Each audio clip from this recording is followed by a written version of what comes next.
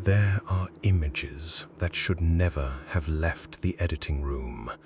What you are about to see are moments where control was lost, the mask fell, and the fate of several people changed forever before millions of viewers.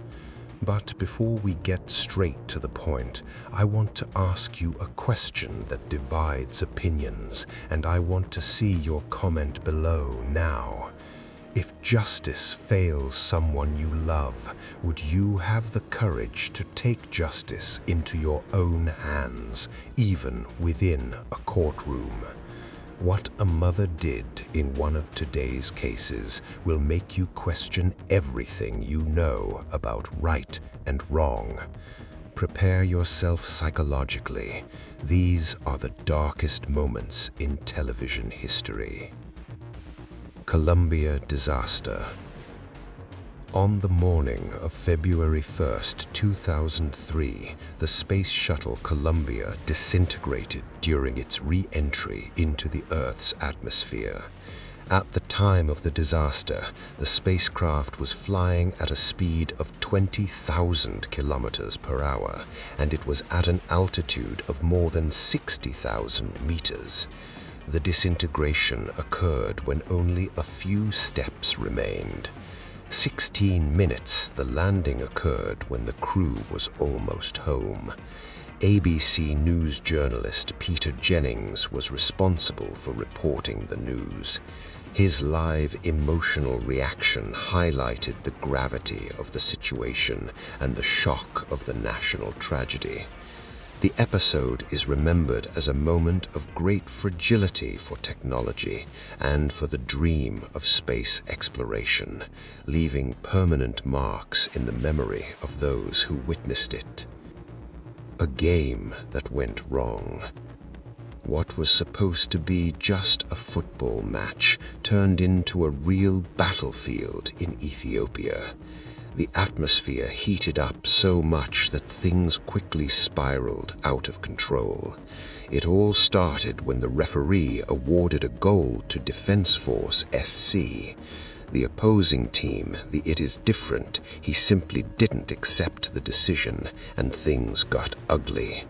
Players and coaches stormed the field in a loud, chaotic scene, pushing and shoving. The referee was so surrounded that he tried to defend himself using his corner flag. Can you believe it?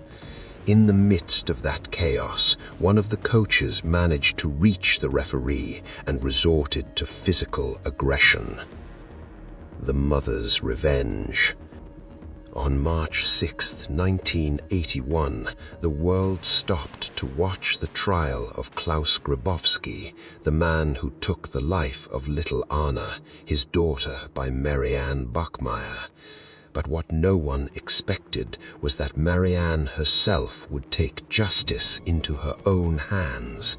On the third day of the trial, precisely at 10 a.m., Marianne pulled out a hidden Beretta 70. Marianne's coldness and pain were clear when they asked her why she had done it. She didn't mince words. She said she really wanted to finish him off, and that her hatred was so intense that she wanted to humiliate him as much as possible. She even commented that she wanted to shoot him in the face, but since he had his back turned, she could only hit him there. This case opened up a huge discussion about justice and revenge. On one side, a mother devastated by loss, on the other, the laws. And you, what do you think? In her place, would cold blood prevail, or would you trust the official justice system? Chaos in the courtroom. Imagine being in a trial, and out of nowhere, the defendant decides to become his own action movie hero. That's what happened in a Las Vegas courtroom with Judge Mary Kay Holtus. The situation was serious, with the judge ready to deliver the sentence, when the defendant, Deborah Redden, decided to change the script in the most bizarre way possible.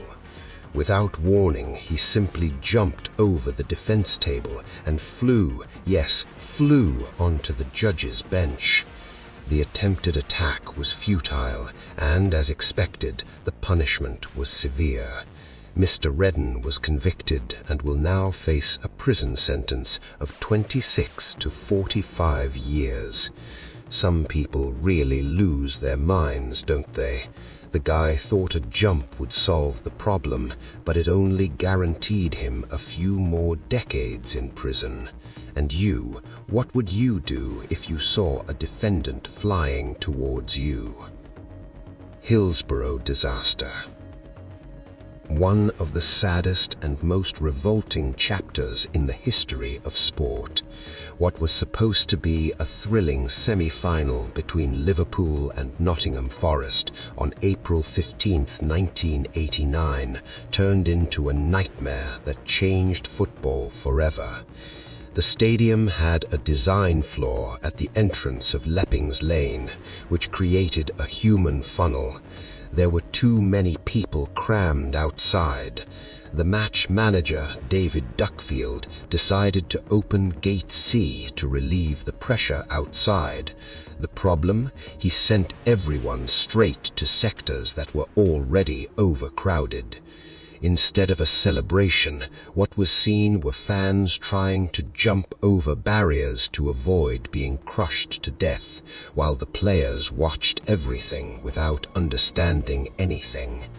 What came next was almost as bizarre as the tragedy itself. For years they tried to place the blame on the behavior of the fans, using false information from the police.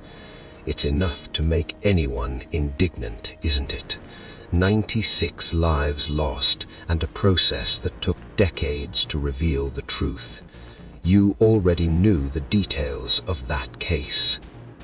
A world in despair. On August 31st, 1997, Princess Diana died after a very serious car accident in the Pont de l'Alma tunnel in Paris.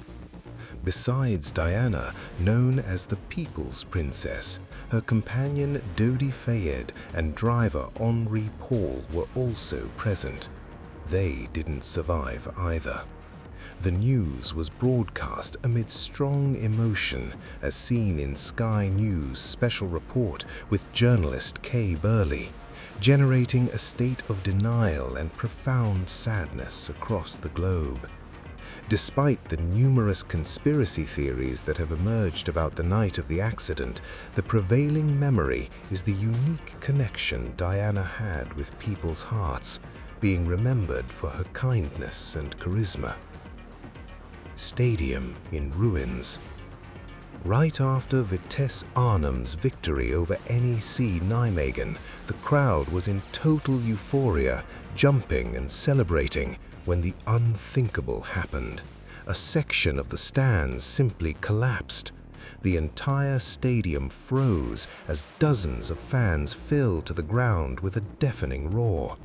Just look at the details of this miracle. At the time, everyone thought the worst had happened. Seeing a structure like that collapse with so many people on top is devastating. What could have been a historic disaster turned into an unbelievable story about a fan base so excited that they made the stadium truly shake and survived to tell the tale. Imagine the adrenaline rush of falling with the stands and walking away. That's endless luck. Would you keep celebrating or go straight home to thank your lucky stars? The Niagara Incident. In 2003, a 59-year-old man became trapped on the edge of one of the world's largest waterfalls, Horseshoe Falls, clinging only to 1 foot, caught in a crevice. The man was going through a moment of extreme despair after losing everything in a casino and accumulating debt. However, faced with imminent death, his survival instinct prevailed. He endured almost 2 hours under extreme conditions, soaked, surrounded by a dense fog, and facing the force of icy water just inches away. In a complex and heroic operation, rescue teams battled strong winds until a rescuer managed to jump into the water and pull him to safety. It remains large.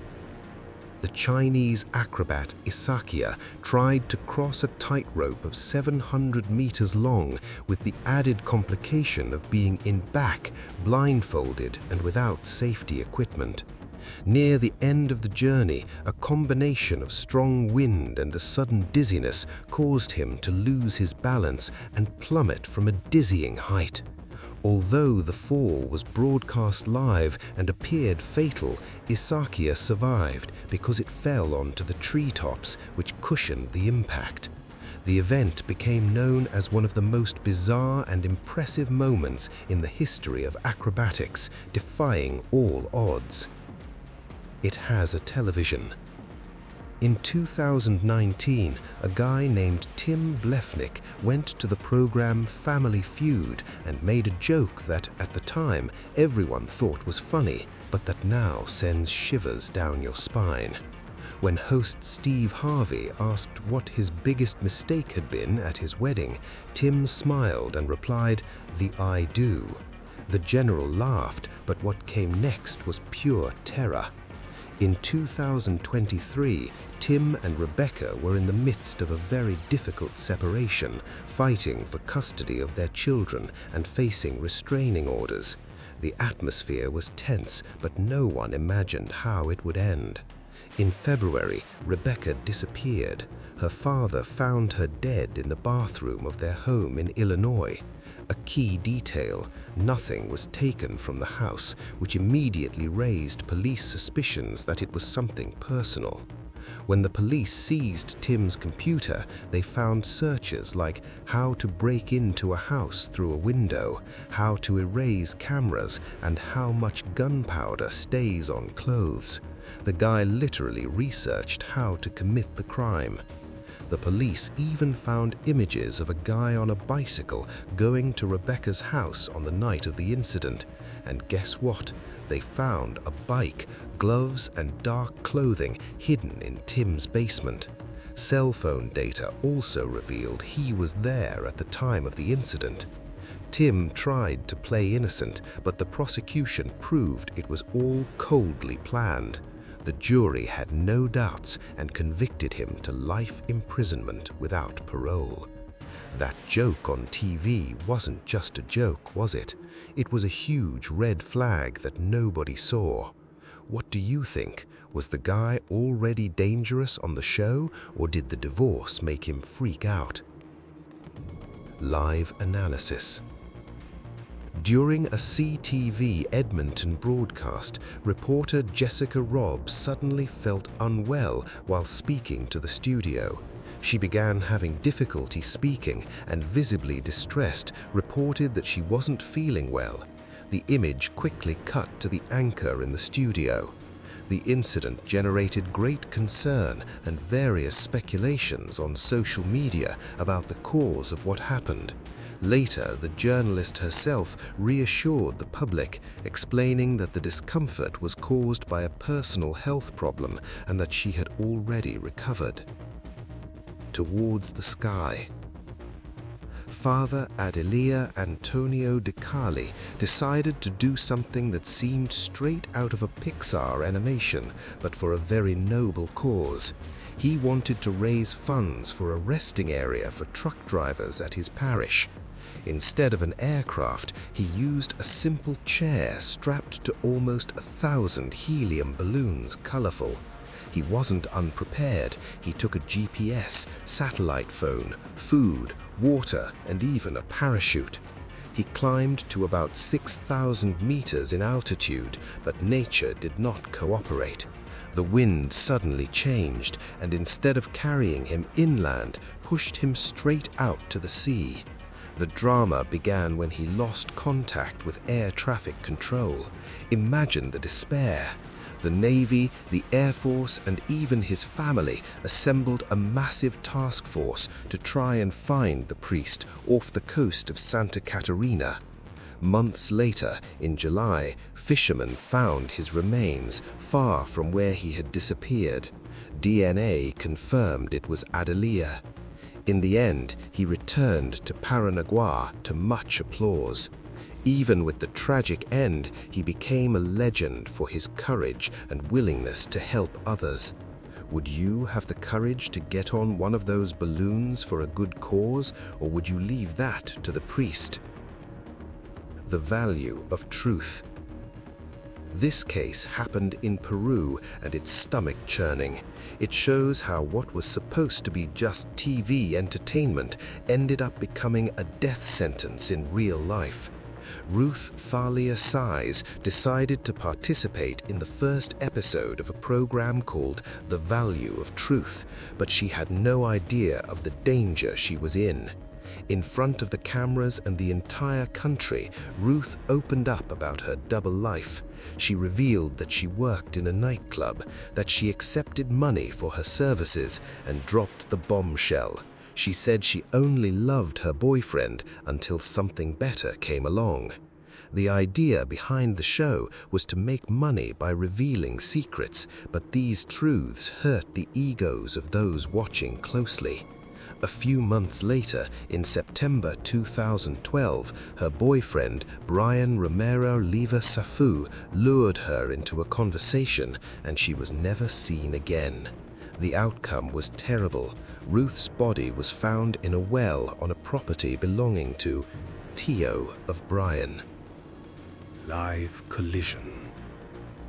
Journalist Jean Kang from KTLA was at a dangerously high intersection in Los Angeles reporting on, guess what, hit-and-run accidents. What he didn't expect was that the news would literally break behind his back while the camera was rolling. At the exact moment he was warning viewers about the danger of the intersection of Hoover and 84th Street, the sound of clanging metal interrupted everything. Two cars collided live on air, and as if the irony wasn't enough, one of the drivers did exactly what Jean was denouncing, fled the scene immediately. The team didn't just stand there watching. While the camera continued rolling, Kang and the technical crew ran to call emergency services and help those who remained at the scene. Earthquake not caught. Imagine being there, getting a historic dressing down from the most famous judge on TV, and suddenly the world starts shaking. That's exactly what happened in July 2008 during the filming of Judge Judy. What started as a low noise turned into a super strong tremor. The cameras didn't stop recording and captured the entire set shaking and the audience going into shock. Even Judge Judy, who is usually unfazed, had to step away from the bench for safety reasons. Robbed live on TV. In Rio de Janeiro, Life decided to imitate the newspaper headline in the most bizarre way possible. A woman was giving an interview precisely about the increase in crime. What happened was worthy of a movie or a very tense episode of City Alert. She was there, on a busy street, explaining how dangerous the neighborhood was and how it was full of pickpockets. Mid-sentence, a young man suddenly appeared behind her and attempted a decisive grab to snatch the necklace from her neck. But the thief hadn't counted on the woman's reflexes. She was quicker, grabbed the necklace, and prevented him from taking the jewel. After the slip-up, the boy dashed through the crowd and disappeared in the blink of an eye. A member of the team, the filming even attempted. He ran after him, but the robber was already far away. If anyone still had doubts that the neighborhood was dangerous, those doubts ended right there on national television. It's the kind of thing you tell and nobody believes unless they have video proof. Imagine the reporter's face after that. Shocking moment. While preparing for a routine report in a Seattle park, a reporter witnessed an attack in progress before he even began filming. Demonstrating quickness and courage, the journalist abandoned their role as observers to intervene directly, managing to restrain the aggressor and protect the victim. Thanks to the reporter's actions, the victim was able to receive immediate care from emergency teams alerted by witnesses. Although the reporter apprehended one of the involved, other suspects managed to escape before the police arrived.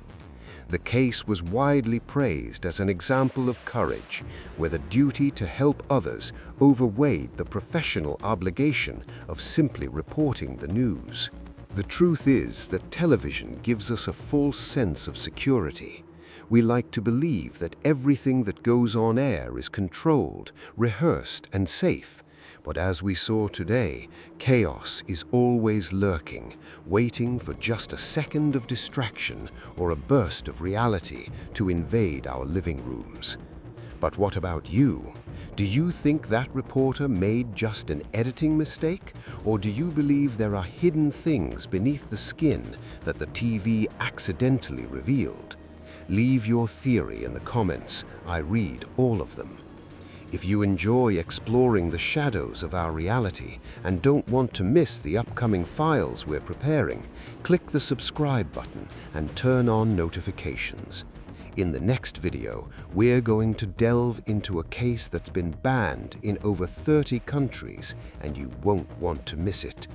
Thanks for watching, and remember, not everything you see is what it seems. Until next time.